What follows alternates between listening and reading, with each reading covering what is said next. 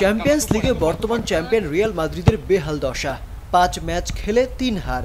Point টেবিলের ২৪ নম্বরে আছে স্প্যানিশ জায়ান্টরা। এ নিয়ে কি ভাবছে এদেশের ফুটবল সমর্থকরা?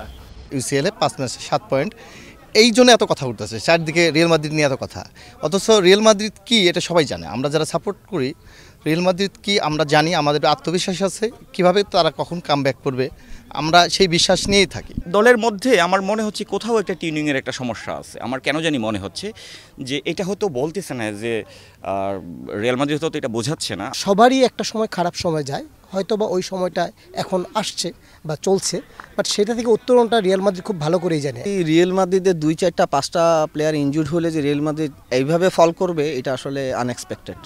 আমি তো মনে করি যে রিয়াল মাদ্রিদের কারেন্ট সিচুয়েশানটা ওদের লং ইয়ার্স ধরে সাফার করাবে। আই মিন একটা সার্টেন টাইমে বার্সা খুব সাফার করছিল কয়েকটা বছর ধরে, তার চেয়েও খুব বাজে অবস্থা আমার মনে হচ্ছে রিয়াল মাদ্রিদ যাচ্ছে। কিলিয়ান এমবাপ্পেকে যে প্রত্যাশা নিয়ে দলে আনা হয়েছে সেটি তিনি এখনও পূরণ করতে পারেননি। ভক্তরা অবশ্য মোটেও হতাশ নন, আশা রাখছেন এই ফ্রেঞ্চ তারকার উপর। জিনেদিন জিদান উনিও কিন্তু যখন প্রথম আসছিলেন রিয়ালে ওনাকে নিয়েও কিন্তু দর্শকরা বু দিচ্ছিল। এমবাপ্পেকে আগে ফিক্স করতে হবে সে কি স্ট্রাইকার পজিশনে খেলবে নাকি সে লেফট উইংয়ে খেলবে, এইটা এখনও ফিক্স না। সে ম্যাচে নামার আগে জানে না যে আজকে আসলে তাকে কোন পজিশনে খেলানো হবে, এবং তাকে অনেকগুলো জায়গায় ট্রাই করানো হচ্ছে।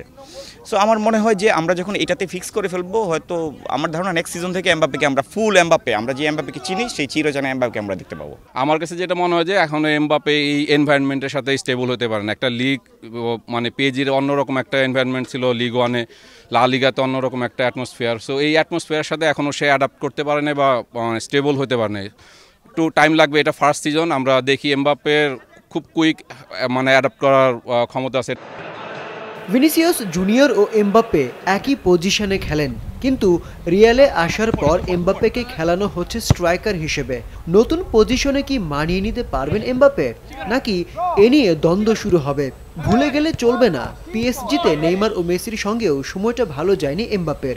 পিএসজিতে আমরা দেখছি মেসির সাথে বা নেইমারের সাথে ওর যে ইগো প্রবলেমটা ছিল এটা কিন্তু খেলাতে ভিজিবল ছিল, মানে পিচের মধ্যে এটা আমরা মানে সবাই দর্শকরাও দেখতে পাইছি। কিন্তু রিয়ালে যখন খেলতেছে তখন কিন্তু এই ইগো ইস্যুটা ভিজিবল না। এখন পর্যন্ত যতগুলো লিজেন্ড মাদ্রিদে এসেছিল বা এখন পর্যন্ত যতগুলো লিজেন্ড সম্পর্কে আমরা জানি, প্রথম অবস্থায় কিন্তু জিজুস থেকে শুরু করে মদ্রিচ সময় নিয়েছিল। ইনজুরিতে বেঞ্চে বসে আছেন বেশ কিছু তারকা ফুটবলার। তাছাড়া টনি ক্রুসের বিদায়ের পর মিডফিল্ডে দেখা দিয়েছে শূন্যতা। মাঝ মাঠের দুর্বলতাই কি রিয়ালের মূল সমস্যা? লাস্ট সিজনে আমাদের টনি ক্রুস ছিলেন। টনি ক্রুস পেছন থেকে যেভাবে বিল্ড আপ করতেন, এই বিল্ড আপটা কিন্তু বন্ধ হয়ে গেছে। এই বিল্ড আপটা বন্ধ হওয়ার ফলে আমরা সবাই ভাবতেছি কি রিয়াল আসলে খারাপ খেলতেছে।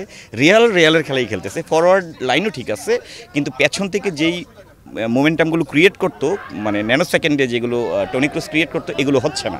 বাট রিয়াল ব্যাক করবে। রিয়াল মাদ্রিদকে ঘুরে দাঁড়াতে হলে একজন সলিড মিডফিল্ডারের কোনো বিকল্প নেই বলে আমার মনে হয়।